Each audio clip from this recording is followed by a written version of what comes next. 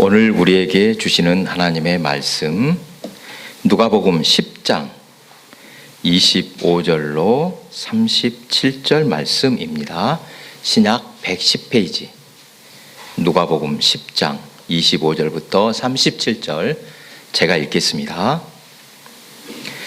어떤 율법 교사가 일어나 예수를 시험하여 이르되 선생님, 내가 무엇을 하여야 영생을 얻으리이까? 예수께서 이르시되 율법에 무엇이라 기록되었으며 내가 어떻게 읽느냐?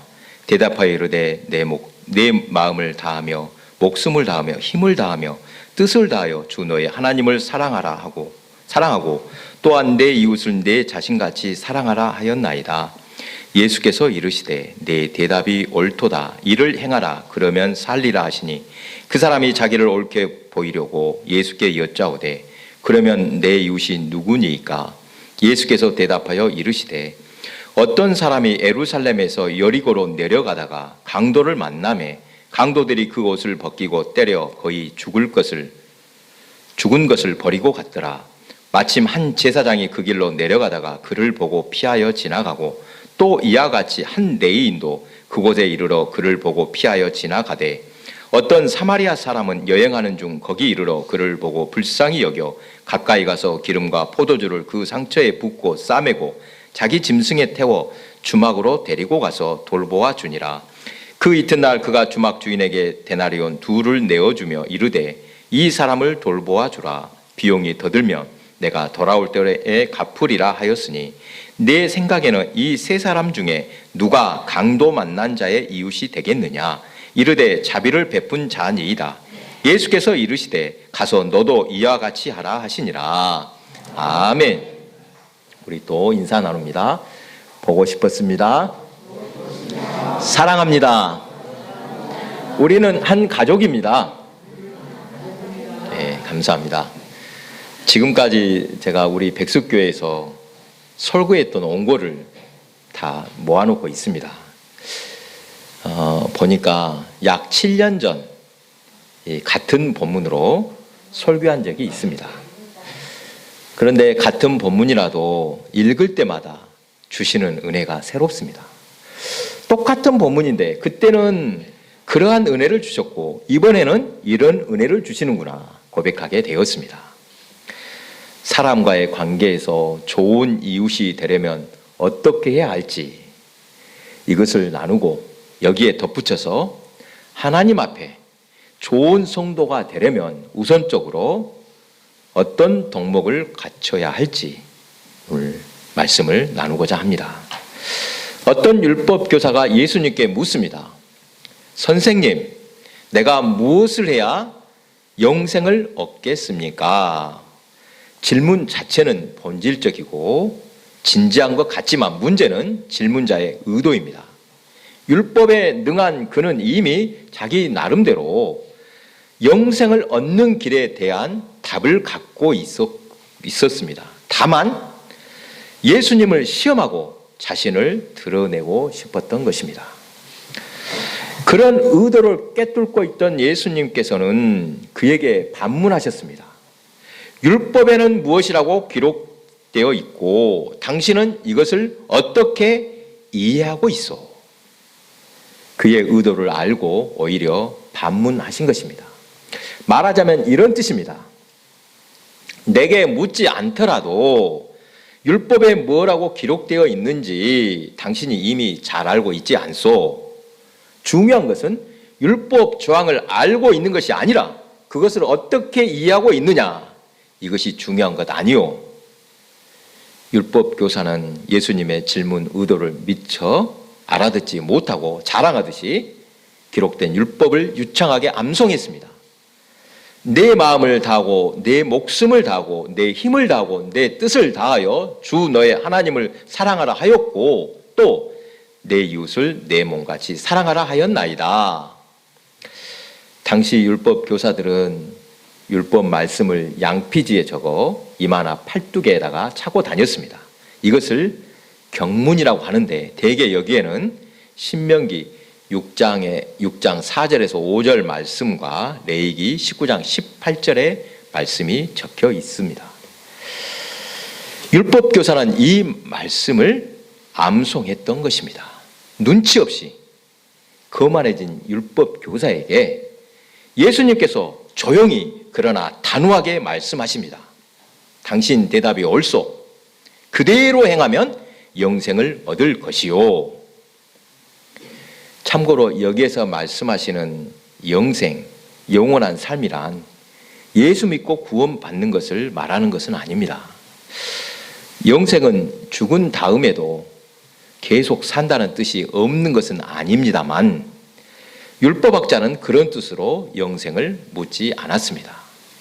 유대인들은 죽은 다음에 영생에 대해서는 별로 생각하지 않았으며 율법학자가 물었던 영생, 이 세상에도 없는 영생을 말합니다. 그것은 참되고 보람있게 사는 것, 뜻있게 사는 것을 말합니다. 지금 이 현실에서 참되고 보람되게 사는 것, 그것을 물었던 것입니다.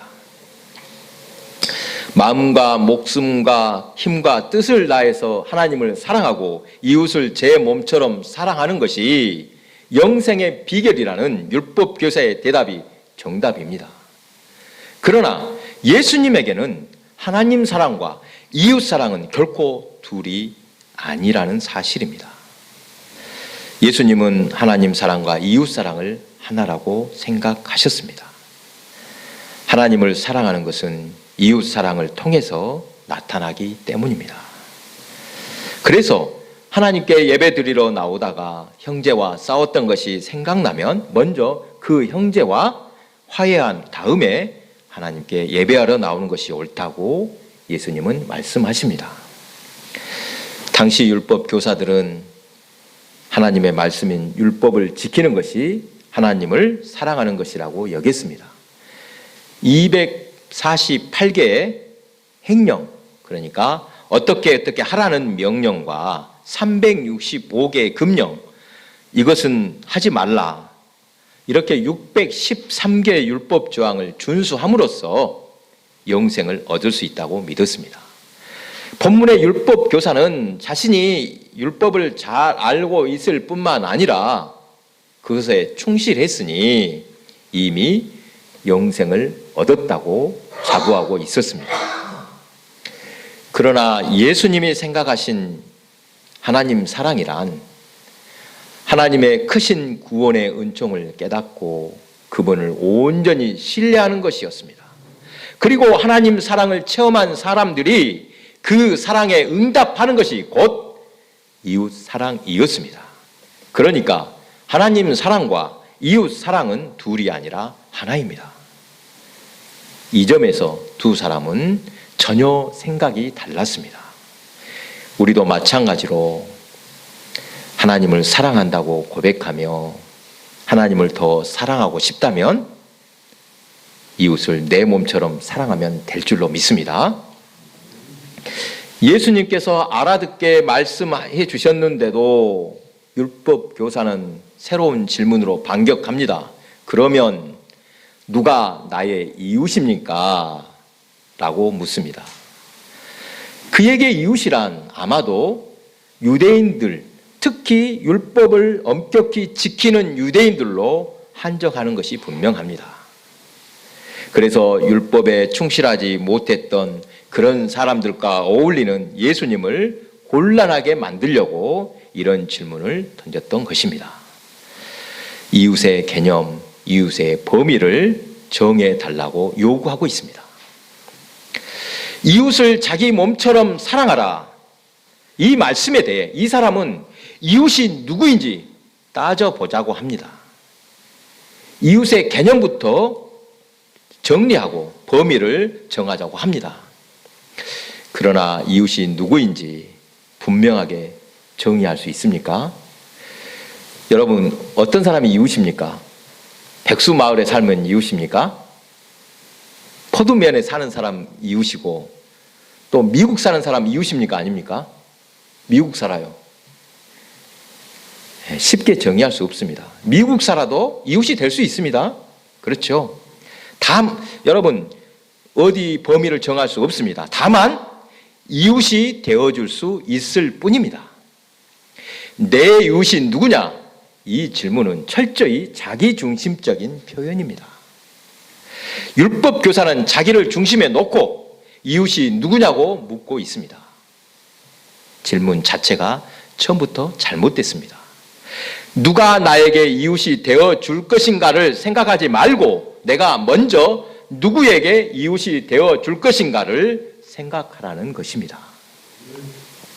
이런 율법 교사를 향해 예수님께서 그 유명한 선한 사마리아 사람의 비유를 들려주셨습니다.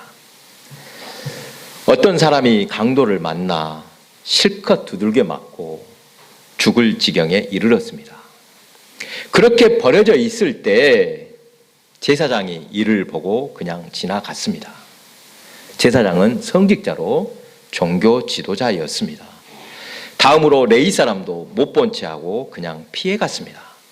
레위 사람도 종교인입니다. 이 두 사람은 아마도 성전에 제사 드리러 올라가는 길이라서 혹시라도 죽었을지 모르니 시체를 만지면 안 된다고 그냥 지나쳤을 것이라고 합니다.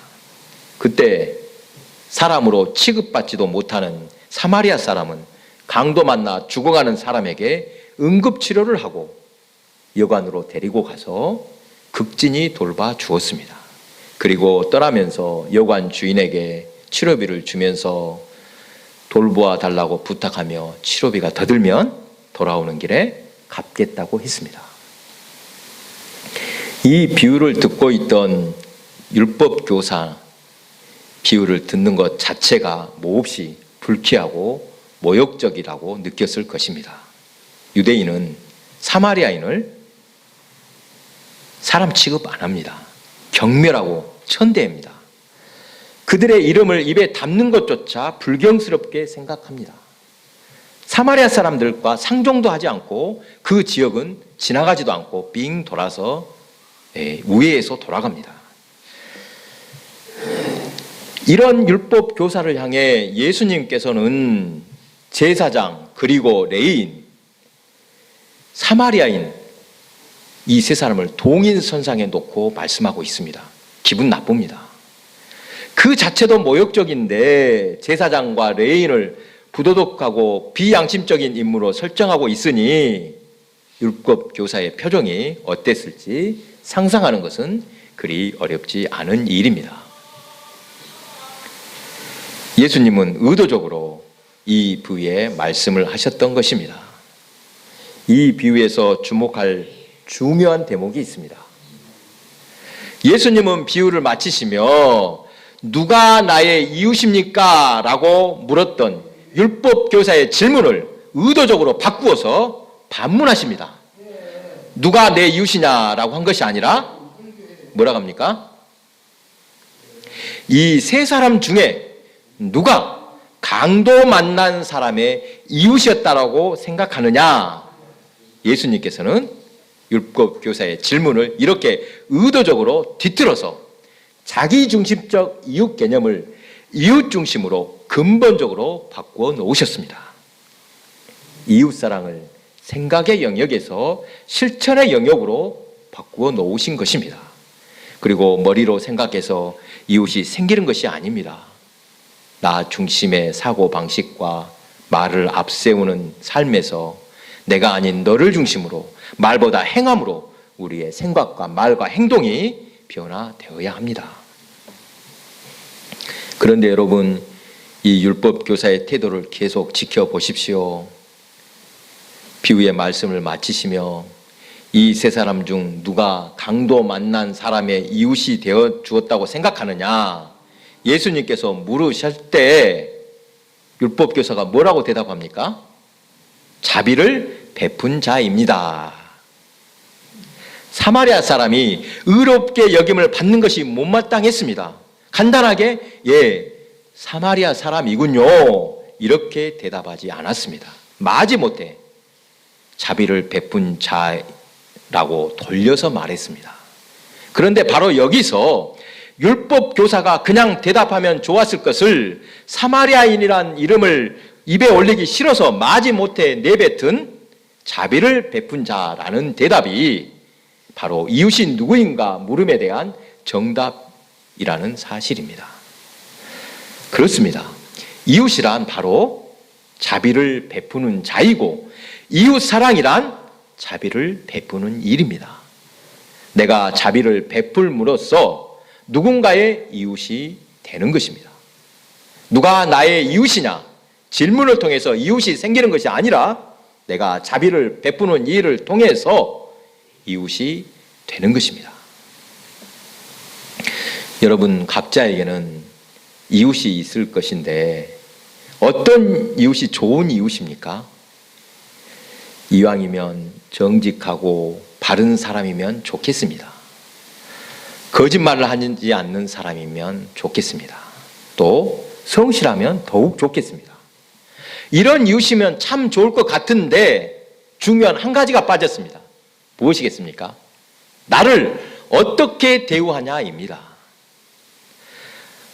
아무리 정직하고 바르고 성실한 사람이라도 나를 무시하고 함부로 대한다. 그러면 그는 좋은 이웃이라고 여길 수 없습니다.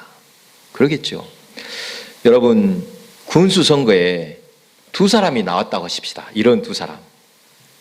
여러분 어떤 사람을 선택하시겠습니까? 한 사람은 정직하고 바르고 성실한데 다 좋은데 나하고는 어떤 관계도 없고 사람이 좀 냉랭합니다. 또 다른 한 사람은 능력이나 평판은 그냥 보통이라도 나하고 친하고 나를 친절하게 잘 대접해 주는 사람이 있다. 이러면 이 두 사람 중에 여러분 어떤 사람 선택하시겠습니까? 아마도 두 번째, 나를 잘 대접해 주는 사람을 선택할 것 같습니다. 좋은 이웃이 되기 위해서는 먼저 좋은 관계를 맺어야 합니다. 좋은 관계를 맺자면 어떻게 해야 되겠습니까? 배려가 필요합니다.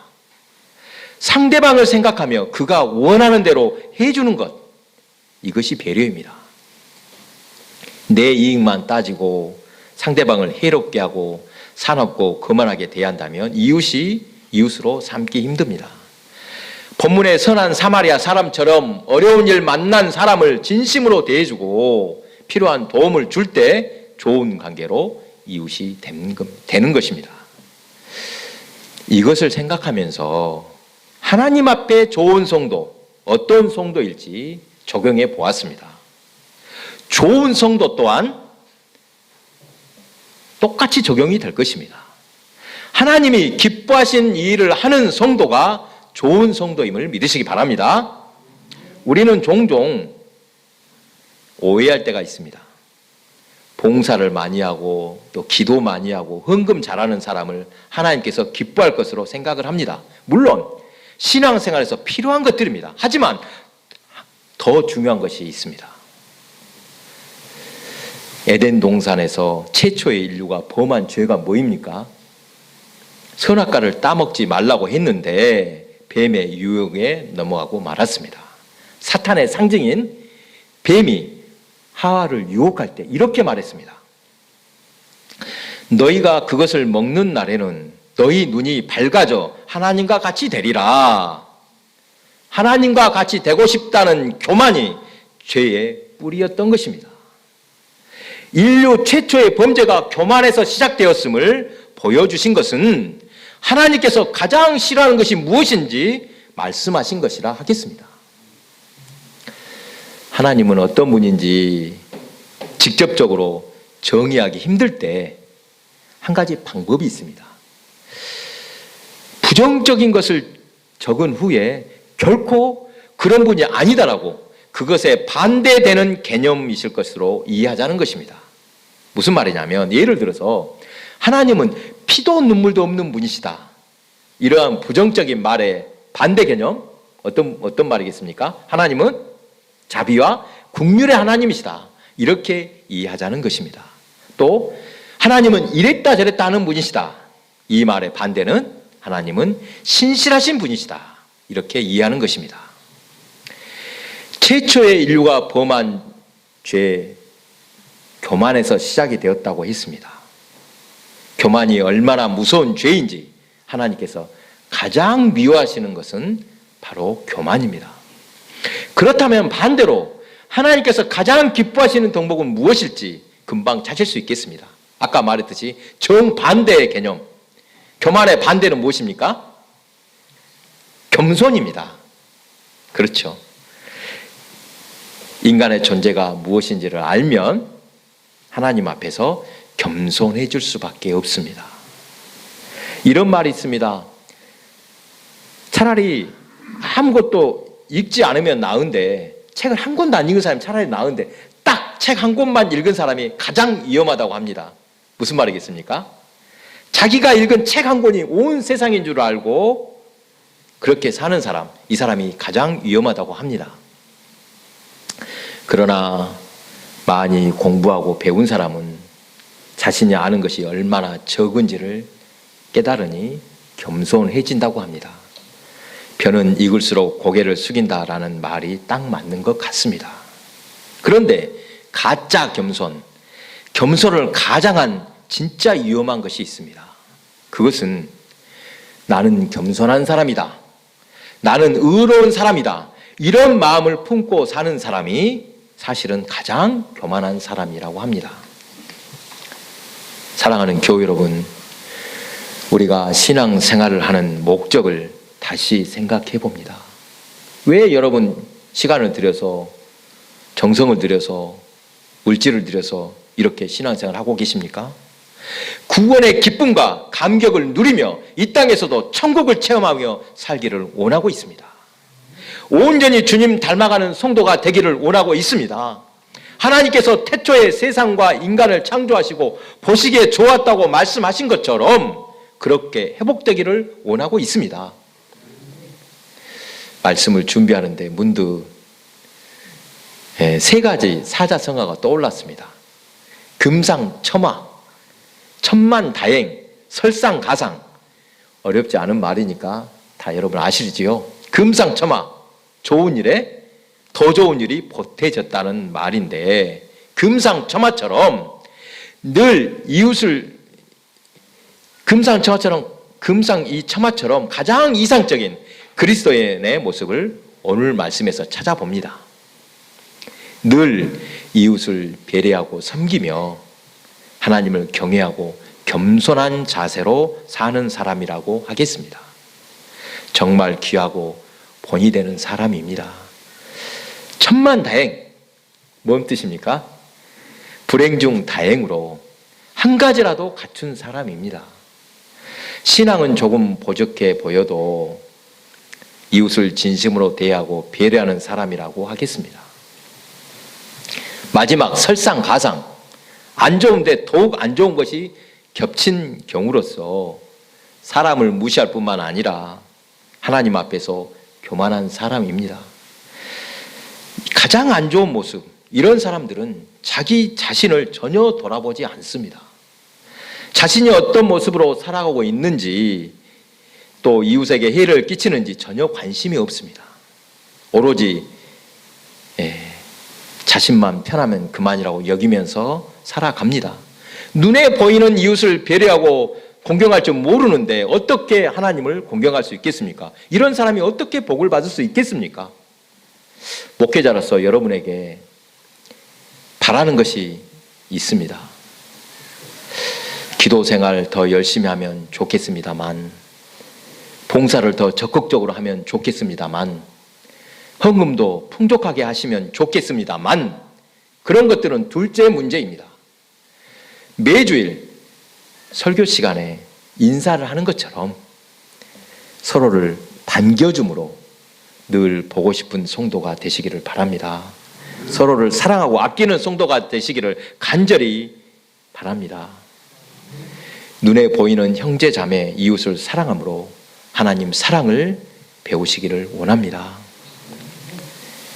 신앙생활을 통해 우리가 변화되는 것 중에 가장 기본적인 것은 우리가 좋은 이웃이 되어주는 것입니다. 종교활동을 하더라도 먼저 사람이 되어야 합니다. 이웃에게 손가락질 당하면서 어떻게 하나님의 영광을 드러낼 수 있겠습니까? 가장 기본적인 덕목, 겸손으로 하나님과 이웃을 섬기는 성도가 되시기를 바랍니다. 광주에서 유명한 선교사님인데 홀로 여성의 몸으로 혼자 젊은 나이에 왔다가 평생 문둥병자를 돌보다 소천했던 서서평 선교사님 말이 생각이 납니다. 그분 책상에 이렇게 이 문구를 붙여놓았습니다. Not success, but service. 어렵지 않지요. success가 뭡니까? 성공. 서비스는 섬김이죠. Not success, but service. 성공이 아니라 섬김이다. 큰 것을 이루지 못하더라도 온전히 섬기는 성도가 되시기 바랍니다. 아름다운 섬김에 하나님의 영광이 드러납니다. 복된 신앙생활을 하는